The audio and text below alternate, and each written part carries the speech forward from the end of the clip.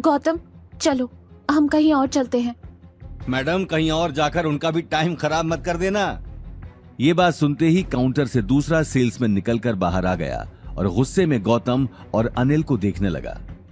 अरे सर, इन लोगों की वजह से ही मार्केट बदनाम होता है। मैंने कल भी इन दोनों को एंटीक मार्केट में देखा था। वहां भी ऐसे टाइम पास करने के लिए शोरूम में घुस गए और 30 लाख का एंटीक स्टैचू तोड़ दिया। और जब पैसे भरने की बारी आई तो वहां से 9 2 11 होने लगे।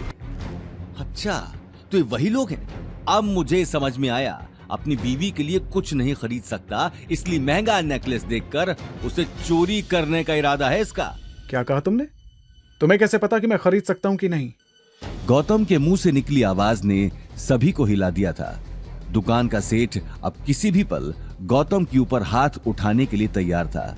ये देखकर अवनी के सिर से पसीना आने लगा और उसका दिल जोरों से धड़कने लगा। अरे वो नेकलेस 12 लाख को है, तू खरीद सके है कई, और खरीद सके है तो फिर लापीसा दे। तमाशा लग चुका था।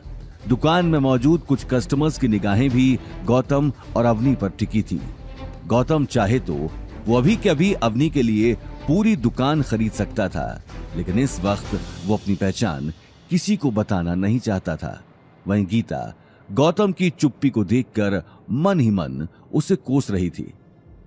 अवनी ने सभी लोगों की सवालिया निगाहों से बचने के लिए दुकान के ओनर के सामने हाथ जोड़ लिए। उसकी आंखों में नमी साफ दिखाई दे रही थी।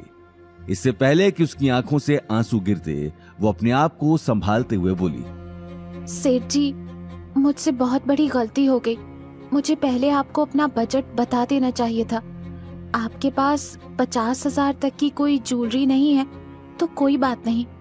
भाई जी, या बात कोनी, मारे पास तो हर तरह का गहना से, लेकिन थे बताओगे वो हिसाब से ही तुम्हें पतो चलेगो।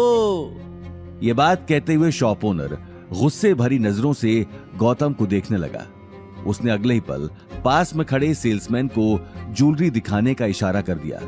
अवनी ने अपना मन मारकर कुछ ही देर में एक सिंपल सा नेकलेस पसंद कर लिया, जिसकी कीमत 60,000 थी।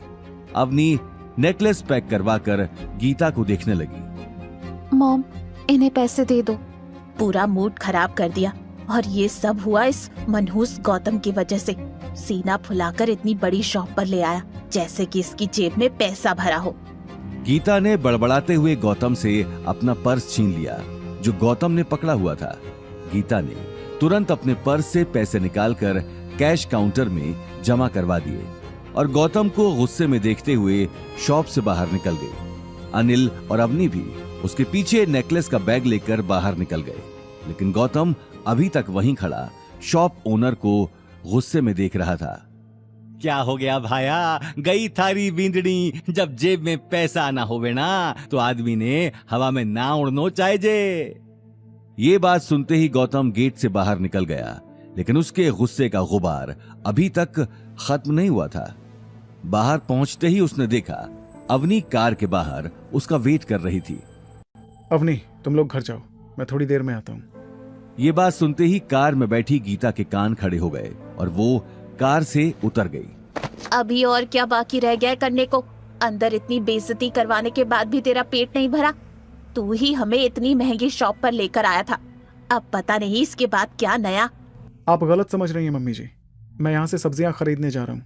डिनर के लिए घर में कुछ नहीं है। अरे जाने दो गीता, मार्केट जाए या कहीं और जाए, हमें क्या मतलब। कम से कम थोड़ी देर तो हमें इसकी मनहूस शक्ल नहीं देखनी पड़ेगी।